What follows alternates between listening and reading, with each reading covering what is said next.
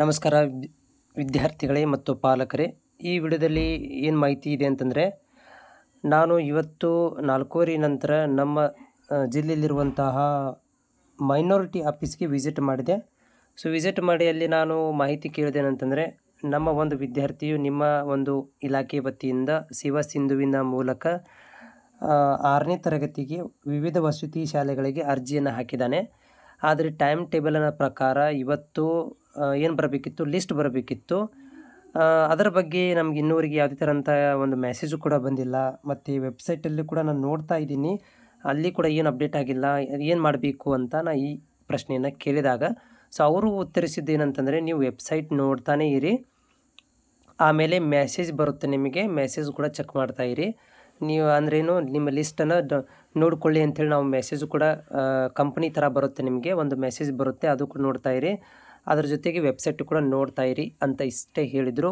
ನಾನು ಅವ್ರಿಗೆ ಟ್ರೈ ಮಾಡಿದೆ, ಇಲ್ಲ ನಮಗೆ ಮತ್ತು ಬೇರೆ ಮಾಹಿತಿ ಹೆಂಗೆ ಗೊತ್ತಾಗುತ್ತೆ, ನಾವು ವೆಬ್ಸೈಟ್ ನೋಡಲಿಲ್ಲ ಅಂದರೆ ನಮ್ಗೆ ಮಿಸ್ ಆದರೆ ಏನು ಮಾಡಬೇಕು, ಮತ್ತು ಏನು ಮಾಡಬೇಕು, ಈ ರೀತಿ ನಾನು ಕೇಳಿದಾಗ ಅವರು ಯಾವುದೇ ಥರಂಥ ಉತ್ತರವನ್ನು ನನಗೆ ಕೊಡಲಿಲ್ಲ.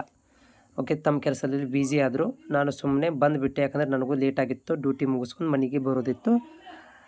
ನೀವು ಕೂಡ ನಮ್ಮದು ಧಾರವಾಡ ಜಿಲ್ಲೆ ಬರುತ್ತೆ. ನಾನು ಹೋಗಿ ಕೇಳಿದಾಗ ಅವರು ವೆಬ್ಸೈಟ್ ನೋಡಿರಿ, ಮೆಸೇಜ್ ನೋಡಿರಿ ಅಂತ ಹೇಳಿ ಕಳಿಸಿಬಿಟ್ರು. ಬಟ್ ಇವತ್ತು ರಿಸಲ್ಟ್ ಬರಬೇಕಿತ್ತು ಅಂತ ಕೇಳಿದರೆ ಅದಕ್ಕೆ ಅವರು ಉತ್ತರವನ್ನು ಏನೂ ಕೊಡಲಿಲ್ಲ.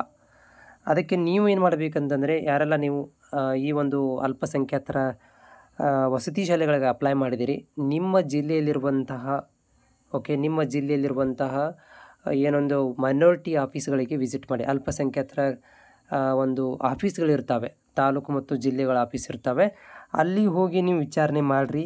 ನಿಮಗೂ ಕೂಡ ಏನಾದರೂ ಮಾಹಿತಿ ಗೊತ್ತಾದರೆ ನೀವು ನನಗೆ ಕಾಮೆಂಟನ್ನು ಹಾಕಿರಿ, ಯಾಕಂದರೆ ನಮ್ಮ ಕಾಮೆಂಟನ್ನು ಬೇರೆ ಅಭ್ಯರ್ಥಿಗಳಿಗೆ ಹೆಲ್ಪ್ ಆಗುತ್ತೆ.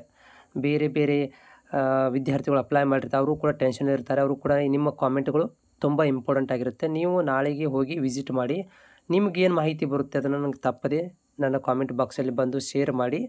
ನಾನು ಅದನ್ನು ಬೇರೆ ವಿದ್ಯಾರ್ಥಿಗಳಿಗೆ ತಲುಪಿಸ್ತೇನೆ, ನಿಮ್ಮ ಜಿಲ್ಲೆಯಲ್ಲಿ ಏನಾಗಿದೆ ಅಂಥೇಳಿ. ನಾವು ಧಾರವಾಡ ಜಿಲ್ಲೆದು ಹೇಳಿದ್ದು, ನನಗೆ ವೆಬ್ಸೈಟ್ ನೋಡ್ತಾ ಇರಿ, ಪ್ಲಸ್ ನಿಮಗೆ ಮೆಸೇಜ್ ಕೂಡ ಬರುತ್ತೆ ಅಂತ ಇಷ್ಟೇ ಹೇಳಿದ್ದು ನನಗೆ ಅವರು.